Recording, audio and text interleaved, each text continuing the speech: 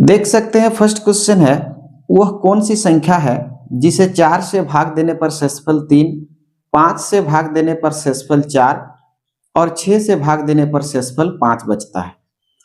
Question में हमें दे रखा है कि जब उस संख्या को 4 से भाग लगाते हैं, 4 से भाग लगाते हैं तो शेषफल जो है 3 आती है। अगर हम उसी संख्या को 5 से भाग लगाते हैं तो शेषफल जो है 4 आती है।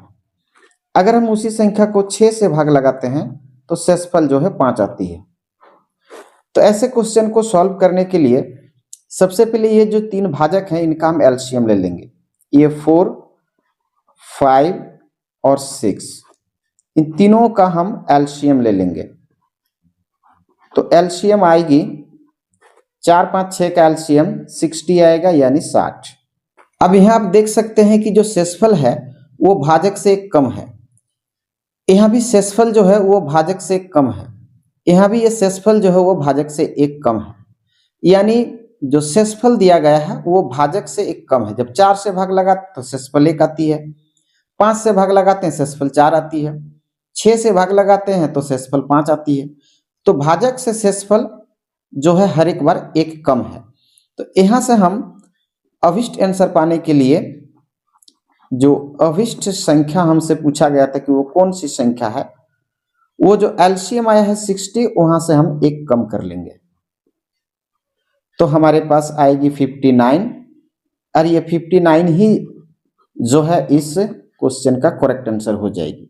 अगला क्वेश्चन है, सीता और गीता की वर्तमान आयु 6:5 के अनुपात में है और 12 साल बाद अनुपात 9:8 हो जाएगी, तो सीता की आयु कितनी है?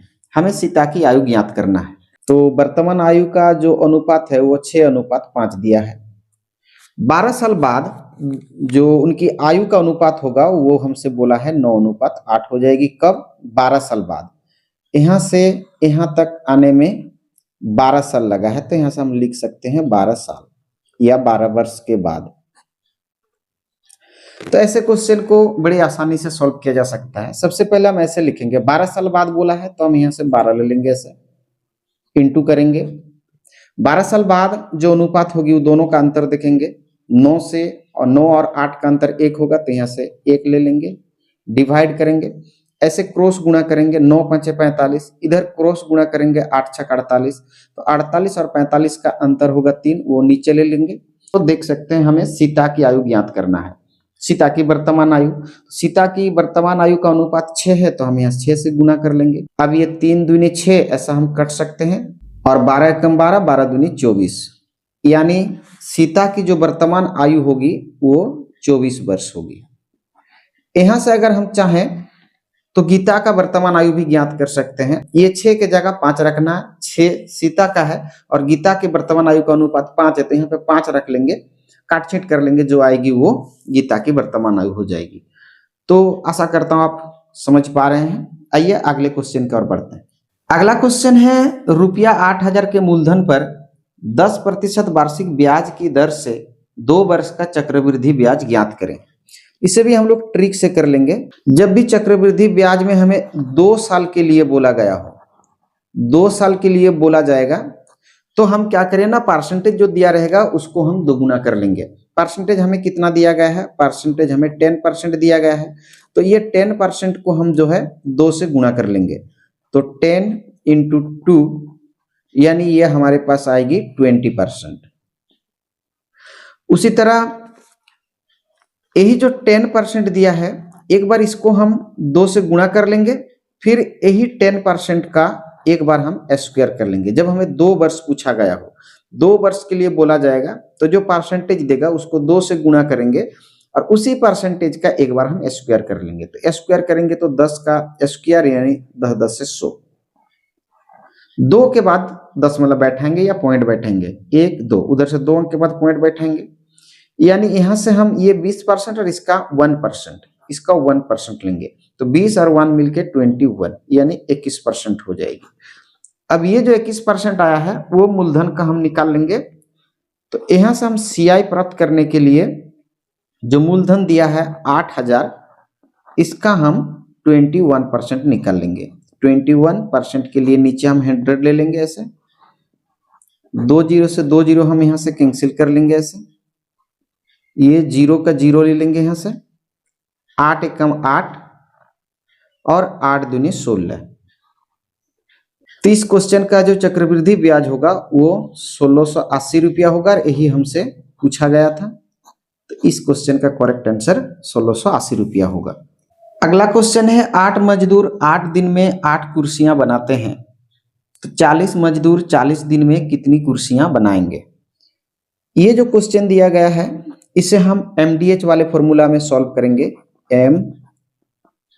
MDH divided by W। अर्थात हम यहां से कह सकते हैं कि M फॉर मैन, यानी कितने लोग हम लगा रहे हैं काम कराने के लिए, D फॉर डे, यानी कितने दिन लग रहे हैं उस काम को पूरा होने में, फिर H यानी आवर यानी घंटा, कितने घंटे लग रहे हैं उस काम को पूरा होने में, और एक है हमारे पास W यानी काम, वर्क, कितने काम कराया जा रहा है, काम या कार्य। इन्हीं फॉर्मूला की यूज करके हम इस क्वेश्चन को सॉल्व करेंगे। सबसे पहले हम देख सकते हैं क्वेश्चन में कि 8 मजदूर, तो ये मेन में आएंगे, 8 लोग 8 मजदूर मेन में आएंगे। कितने दिन काम करते हैं, 8 दिन काम करते हैं, तो 8 ले लेंगे। कितने घंटे, घंटे का हमें नहीं दिया गया है। कितने काम करते हैं, 8 मजदूर 8 दिन में कितने काम करते हैं, 8 कुर्सियां बनाते हैं, तो वो जो नीचे बनाते हैं वो काम है W, उसको हम नीचे ले लेंगे, बराबर लगाएंगे ऐसे। फिर 40 मजदूर 40 लिखेंगे, कितने दिन काम करते हैं, 40 दिन, तो यहाँ से 40 ले लेंगे। और ये 40 दिन काम करके हमसे पूछा है कितने कुर्सियां बनाएंगे, हमें नहीं मालूम कितने कुर्सियां बनाएंगे, तो यहाँ से हम उसके लिए X लेंगे। कितने काम, काम माने कुर्सियां बनाना माने काम ही है, उसको यहाँ से ले लेंगे। यहाँ से हम काट सकते हैं, 8 एकम 8, 8 5 40, फिर यहाँ से ले सकते हैं 8 एकम 8, फिर 8 5 40, यहां से गुणा कर लेंगे ऐसे, 1 एकम 1, नीचे 8, 5 5 25, नीचे X। यहां से हम क्रॉस गुणा कर लेंगे ऐसे, इधर क्रॉस गुणा करेंगे तो X को 1 से गुणा करेंगे तो X हो जाएगी, इधर क्रॉस गुणा करेंगे तो 25 8 है 200, यानी 200 कुर्सियां जो है बना लेंगे। हमसे पूछा गया कि 40 मजदूर 40 दिन में कितनी कुर्सियां बनाएंगे, तो 200 कुर्सियां जो है बना लेंगे, और यही इस क्वेश्चन का आंसर है 200 कुर्सियां। आइए अगले क्वेश्चन की ओर बढ़ते हैं हम लोग। अगला क्वेश्चन है एक बांस का 1/3 भाग कीचड़ में, 1/4 भाग पानी में तथा शेष 25 मीटर पानी के ऊपर है, तो बांस की पूरी लंबाई ज्ञात करें। तो यहां से हम लिख सकते हैं कि माना पूरे बांस की लंबाई, पूरे बांस की लंबाई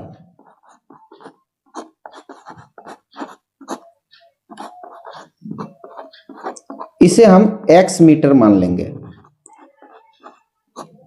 जब तक हमें नहीं मालूम है तो बांस की पूरी लंबाई X मीटर मान लेते हैं। यहां से हम देख सकते हैं कि कीचड़ में कितना है, तो कीचड़ में जो है बांस की पूरी लंबाई का माने गुना पूरी लंबाई का, पूरी लंबाई X है, का कितना भाग है, 1/3 भाग, 1/3 भाग कीचड़ में है। तो हम ऐसे कह सकते हैं 1 को X से गुणा करेंगे X हो जाएगी बट्टा में 3, यानी X/3 भाग जो है ये कीचड़ में है। उसी तरह पानी का भी हम निकाल लेंगे, पानी में कितना भाग डूबा हुआ है, तो पानी में पूरे बांस का, पूरा बांस यानी X का कितना भाग पानी में डूबा है, 1/4 भाग। तो यहाँ से हम 1/4 लिख लेंगे, गुणा कर लेंगे, 1 को X से इंटू करेंगे X बट्टा में 4, यानी पानी में X/4 भाग जो है बांस का भाग डूबा हुआ है। तो कीचड़ में X/3 भाग, पानी में जो है X/4 भाग, तो अब शेष कितना, शेष बांस, तो बांस की शेष लंबाई क्या है वो हम निकाल लेंगे। तो शेष लंबाई, बांस की शेष लंबाई, पूरी लंबाई x है, उसमें से कीचड़ में ले लिया है, उसमें से कीचड़ में डूबा है x/3 भाग और पानी में डूबा है x/4 भाग। तो ये दोनों को जोड़ के अगर हम पूरी लंबाई से माइनस कर देंगे तो जो शेष है वो निकल जाएगी, तो x निकाल लेंगे माइनस, दोनों का एलसीएम ले लेंगे, यहाँ से 3 और 4 का एलसीएम 12 हो जाएगी, इधर 4 एकम 4x प्लस 3 एकम 3x ब्रैकेट क्लोज। फिर यहां से लिख सकते हैं x माइनस, दोनों को जोड़ लेंगे, ऊपर में आएगी 7x नीचे 12। फिर यहां से लिख लेंगे, इसका एलसीएम कर लेंगे तो 12 एकम 12x माइनस में 7x डिवाइडेड बाय 12, यानी हम कह सकते हैं 12 से 7 घटाएंगे तो यहां से 5x बट्टा में 12 मीटर।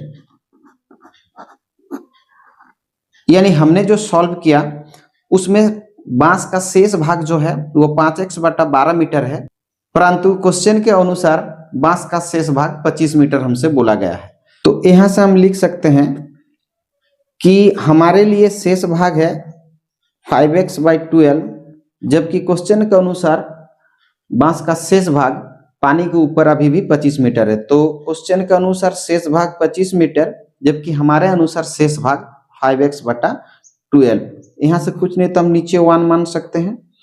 अब यहाँ से हम क्रॉस गुणा करेंगे, इधर क्रॉस गुणा करेंगे तो ये होगा 5 एकम 5x, इधर गुणा करेंगे तो 12 गुणा में 25, 5 से काट सकते हैं, 5 5 25, यानी हम कह सकते हैं कि जो x की वैल्यू होगी वो 12 5 60 मीटर होगा। और हम बांस की पूरी लंबाई जो है x मीटर माने थे, तो बांस की पूरी लंबाई हमसे पूछा गया था और वो होगा 60 मीटर, यानी वो जो बांस थी वो 60 मीटर की लंबाई थी। हालांकि 60 मीटर की लंबाई की बांस नहीं होती है, क्योंकि ये मैथ है, मान के चलना पड़ता है, तो बांस की पूरी लंबाई 60 मीटर होगी। और एक क्वेश्चन आप लोगों के प्रैक्टिस के लिए क्वेश्चन देख सकते हैं। मैं आशा करूंगा कि इस क्वेश्चन का जवाब आप लोग कमेंट बॉक्स में लिख कर देंगे। वीडियो देखने के लिए बहुत बहुत धन्यवाद। हम लोग फिर मिलेंगे एक नए वीडियो में, तब तक के लिए जय हिंद, जय भारत।